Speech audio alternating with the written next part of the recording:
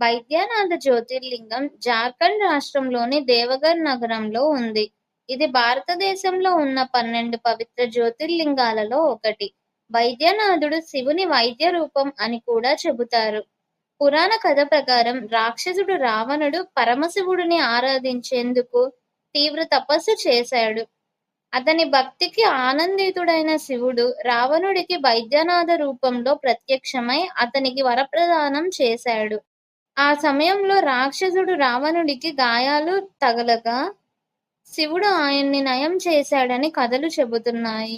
బైద్యనాథ జ్యోతిర్లింగం శివుని వైద్య స్వరూపం కావడంతో ఇక్కడ భక్తులు ఆయురారోగ్యానికి పూజలు చేస్తారు. శివుని దర్శనం వల్ల శారీరక, మానసిక క్షేమం కలుగుతుందని భక్తుల నమ్మకం.